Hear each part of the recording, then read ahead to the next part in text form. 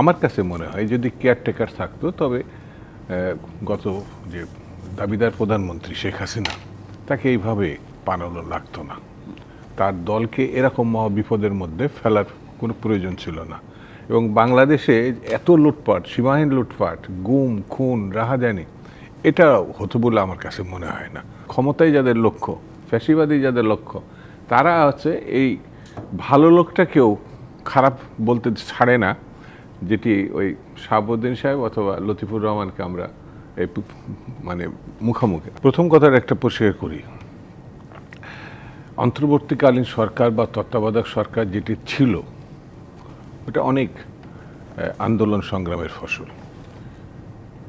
মানে একটা সময় জাতীয় পার্টি এটা সমর্থন করে নাই, তারা তত্ত্বাবধায়কের পক্ষে ছিল না, কিন্তু লাস্ট শেষের দিকে এসে আবার মানে 96-এ অথবা তারও পরে সম্ভবত তারাও কিন্তু আবার চলে এসছে। হ্যাঁ, অর্থাৎ বাংলাদেশের এমন কোনো রাজনৈতিক দল নাই, অতীত বা বর্তমান, সবাই এই ব্যবস্থার প্রতি সম্মত ছিল।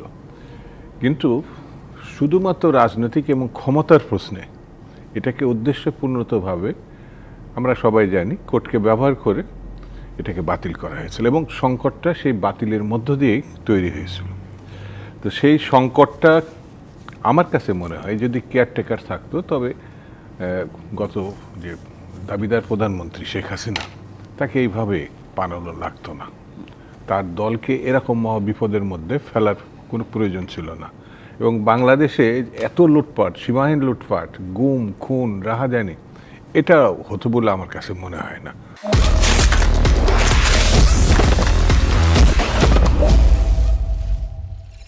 হলেও তার মাত্রা থাকতো খুব সীমিত, কারণ পরবর্তী পার্লামেন্টে সমস্ত রাজনৈতিক দলকে আবার মুখোমুখি হতে হতো। তো সেই ব্যবস্থা ধ্বংস করা হয়েছিল কেয়ারটেকার বাদ দিয়ে।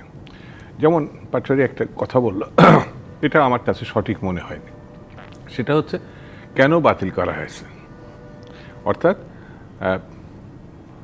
চিফ জাস্টিস যারা অবসরপ্রাপ্ত, বাইফেরাট ডিভিশনে যারা অবসরপ্রাপ্ত, অর্থাৎ বিচার বিভাগকে এর ভিতরে ইনভলভ করার যে একটা প্রসঙ্গ, সেই লক্ষ্যতে মনে হয়েছে এটা ভালো সিস্টেম না, অর্থাৎ রাজনীতির ভিতরে বিচার বিভাগকে ঢুকিয়ে ফেলা হচ্ছে। এটা একটা কনসেপ্ট, অনেকেই এটা মনে করে, কিন্তু আমার কাছে এটা মনে হয় না, এটা ঠুনকো যুক্তি মনে হয়। এই কারণে মিস্টার হোসেন মোহাম্মদ এরশাদের নিয়োগপ্রাপ্ত চিফ জাস্টিস ছিলেন শাহাবুদ্দিন সাহেব।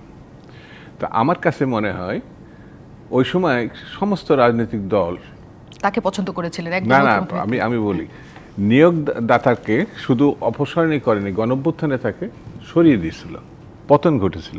কিন্তু তার নিয়োগপ্রাপ্ত চিফ জাস্টিস শাহাবুদ্দিন সাহেব শুধু থাকেননি, সকল রাজনৈতিক দলের সমর্থন নিয়ে তার শর্তে তাকে কিন্তু নিয়োগ করা, অর্থাৎ শর্তটা আমি যেতে রাজি আছি, ইলেকশন করে আবার আমি আমার জায়গায় ফিরে আসি। তাহলে একজন বিচারপতির প্রতি কতটা সম্মানবোধ, আস্থা, বিশ্বাস থাকার পরে তাকে এখানে নিয়ে আসল। সে তো সাবেক পতিত সামরিক সরকারের নিয়োগকৃত।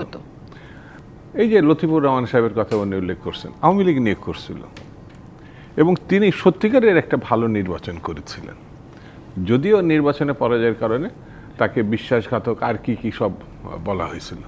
এই একই কথা কিন্তু জাস্টিস শাহাবুদ্দিন সাহেবের উদ্দেশ্যেও হাসিনা এবং তার দল এটা বলেছিল, আমার যতদূর স্মরণ আছে। এবং পরবর্তীতে কিন্তু আবার এই জাস্টিসকে নিয়ে গিয়ে, শাহাবুদ্দিন সাহেবকে নিয়ে গিয়ে বা এক ধরনের ধর্ণা করে তার বাড়িতে শেখ হাসিনাই আবার তাকে রাষ্ট্রপতি করেছিলেন।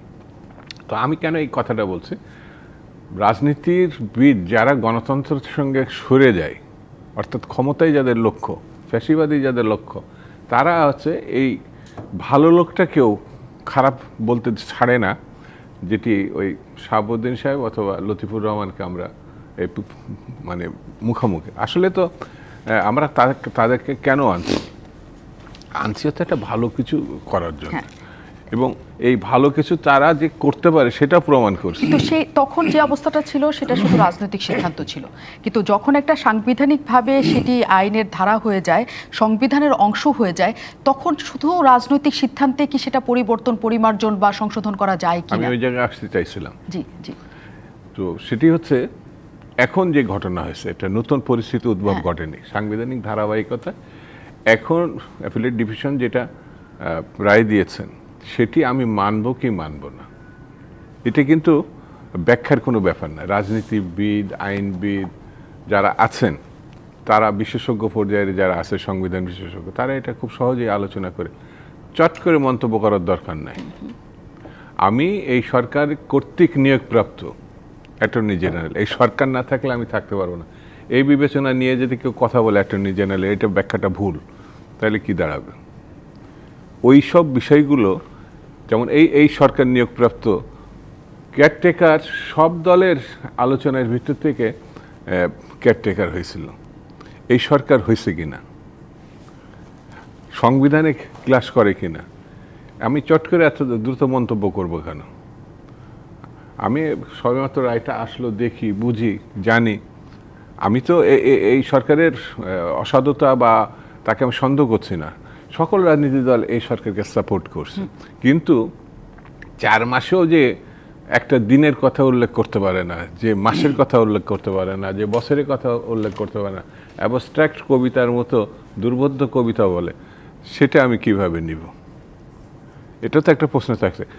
যেমন মিস্টার জাস্টিস শাহাবুদ্দিন লতিফুর রহমান বসছেন, তারিখ ঘোষণা করছেন, ইলেকশনের জন্য প্রস্তুতি নিয়েছেন। আমার মূল সমস্যা তো এখানে একটা ভালো নির্বাচন, মানুষের ক্ষমতায়ন, ভোট অধিকার ফিরিয়ে দেওয়া। বারবার এটাকে আড়াল করার জন্যে আমার কাছে মনে হয়েছে অন্যান্য অপ্রাসঙ্গিক বিষয়গুলো সামনে আসছে খুব দ্রুত।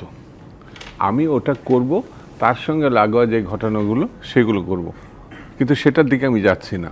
কেউ কেউ বলেছে যারা এখন নির্বাচনে, এই সরকারের সমর্থক বললে ভুল হবে, এই সরকার তাদেরকেও সমর্থন করে, তারা বলছে যে নির্বাচন যারা কথা বলে তারা হলো গণশত্রু। গত পরশু এটা আমি পত্রিকায় দেখার পর আমার কাছে মনে হয়েছে শেখ হাসিনার সঙ্গে তাদের পার্থক্যটা কি। সেও তো ইলেকশনটাকে নিজের মতো করে নিছিল, ইলেকশন মানেই হচ্ছে শেখ হাসিনা, আর এখনও মনে করছে যে নির্বাচন মানেই তারা, আর কেউ না। এটা কি ধরনের ঘটনা?